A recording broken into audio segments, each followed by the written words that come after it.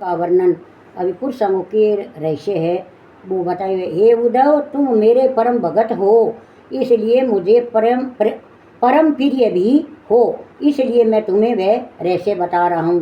कि मेरे उद्धव ने कहा तू मेरे प्यारो भगत है जिन्हें तने ज्ञान की बातें सुनाऊँ हूँ। और जिस रहस्य को जानने के लिए बड़ा बड़ा देवता तरस है। चंचल इंद्रियां क्या है? संसारी प्राणियों को भटकाने वाली माया है।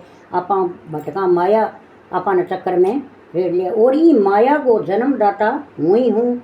भटकावे कौन है? भगवान। मेरे ही आश्रय पर माया है और माया ही प्रकृति है। हे उद्धव, प्रकृति मेरा ही स्वरूप है, अर्थात सब कुछ मैं ही हूँ और माया में सदैव मेरा प्रकाश निहित मौजूद रहता है। यही कारण है कि मेरी कृपा से माया को शक्ति प्राप्त है।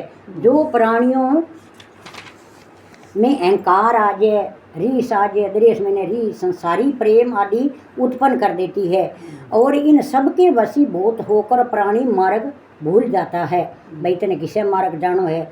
गुस्सा का मैं उठ फूट है। पंचभूतों से वो शरीर को निर्माण है अपनों। उन पंचभूतों के नाम के चीज हुई है? पृथ्वी, जल, वायु, अग्नि के हैं। पंचभूतों में 3 गुण है। एक रजोगुण काल बतायो था ने, तमोगुण और सतोगुण।